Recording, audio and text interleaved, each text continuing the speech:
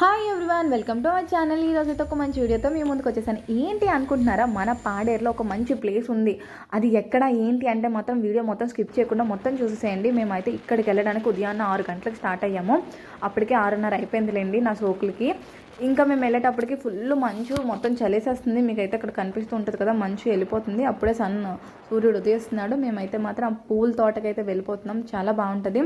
ఇక్కడ ఏంటంటే ఈ ప్లేస్ యొక్క డీటెయిల్స్ అన్నీ కూడా నేను కొంచెం ముందుకెళ్ళే కొద్దీ చెప్తాను. సో మీరు ఎక్కడ కూడా స్కిప్ చేయకుండా వీడియో మొత్తాన్ని చూసేయండి.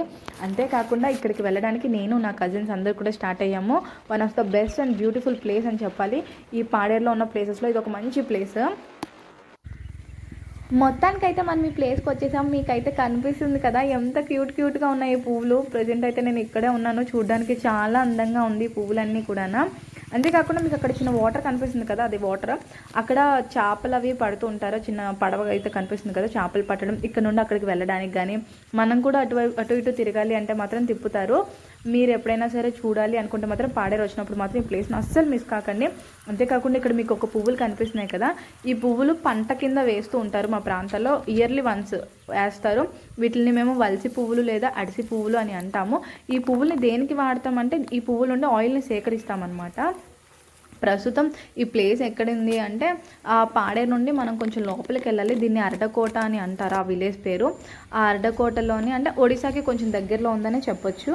మీరైతే మాత్రం పాడేరు వస్తే మాత్రం ఈ ప్లేస్ వెళ్ళడం మాత్రం అస్సలు మర్చిపోకండి. One of the best and beautiful place అనే చెప్పొచ్చు. అండ్ అంతేకాకుండా మీకు అక్కడైతే కొంతమంది గిరిజన స్త్రీలు కనిపిస్తున్నారు కదా, వాళ్ళు ఏంటంటే ఉదయాన్నే 5 ఆ టైంకి కొండ ఎక్కిపోతారనమాట. గొడ్డలు పట్టుకొని వెళ్ళి అక్కడ కర్రలు అవన్నీ సేకరించి 8 ఆ టైంకి అయితే కిందకి దిగిపోతారు. ఆ ఇంటికి వెళ్ళి అప్పుడు వంట అవన్నీ చేసుకుంటారు. ప్రస్తుత రోజుల్లో కూడా మేము కర్రల పొయ్యినే మాత్రమే వాడుతున్నాము. ఏంటంటే నా ఛానల్లోని మా గిరిజనుల యొక్క వేషధారణ, మా జీవన శైలి, ఆహార అలవాట్లు, మా ఆచార వ్యవహారాలు, సంస్కృతి సాంప్రదాయాలు, అంతేకాకుండా ప్రకృతి అందాలని ప్రతి ఒక్కటి కూడా నా ఛానల్లో నేను చూపిస్తూ ఉంటాను.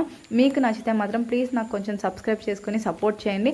అండ్ అంతేకాకుండా మీకు ఏమైనా ఒక మంచి ప్లేస్ కావాలంటే మాత్రం కామెంట్ చేయండి. తప్పకుండా నేను అక్కడికి వెళ్ళైతే తీస్తాను.